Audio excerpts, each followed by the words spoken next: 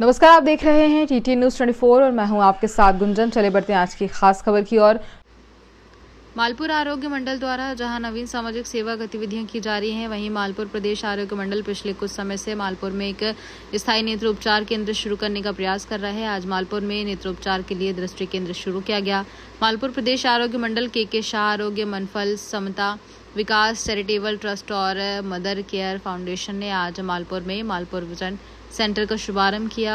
अघंजन मंडल नेत्र उपचार केंद्र मालपुर के उद्घाटन कार्यक्रम में विधायक धवल सिंह झाला मालपुर प्रदेश आरोग्य मंडल का उद्घाटन किया। अध्यक्ष रोहित शाह समेत नेता मौजूद रहे। मालपुर विजन सेंटर में हर सोमवार शुक्रवार तक आंखों की जांच और इलाज शुरू किया दिया गया। मेरा नाम डॉक्टर धर्मेंद्र कुमार जना है और मैं अंजन मंडल वस्त्रापुर में आज डिप्टी डायरेक्टर हेल्थ केयर काम कर रहा हूँ। हमारा जो विजन सेंटर का कंसेप्ट है, बेसिकली यहाँ पे ऐसा होगा कि जो लोग गांव में है, ग्रामीण विस्तार है, उनको एडवांस आई केयर के फैसिलिटीज मिले।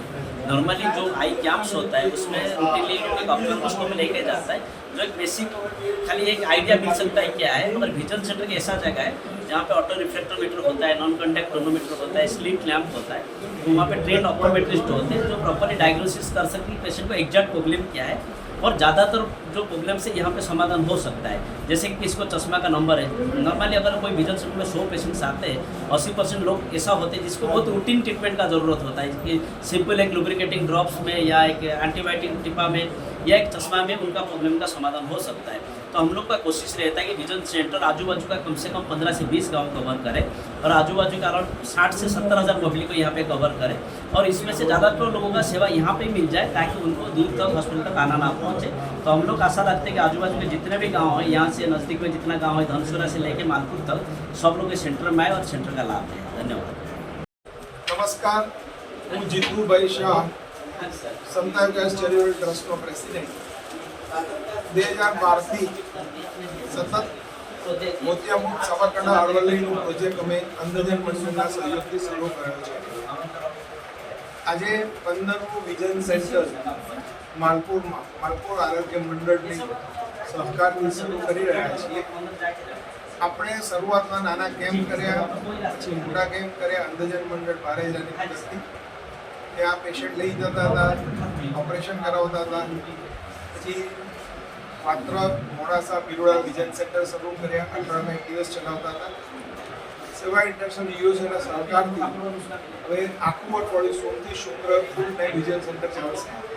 આ નવું માલપુરનું વિઝન સેન્ટર પણ સોમથી શુક્ર બધાને સેવા આપશે।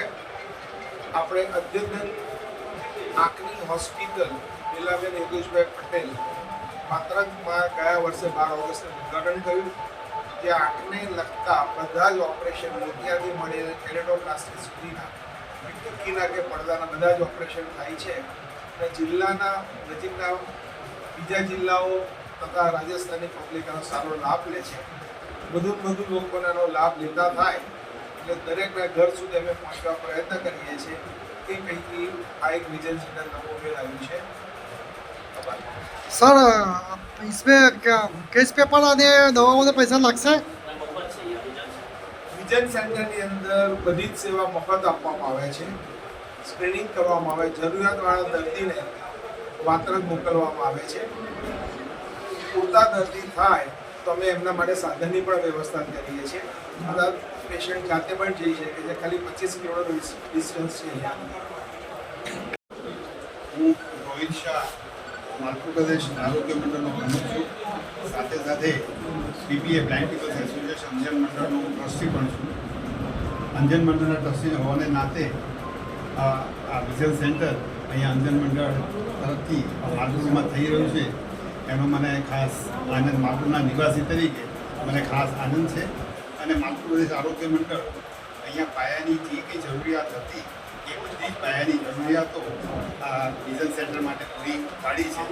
અને એમાં પણ ખાસ અરવિંદભાઈ અને અમરીશભાઈએ ઘણી સારી એવી મહેનત કરી અને આ સેન્ટરને શરૂ કરવામાં સારો પ્રયાસ કર્યો છે।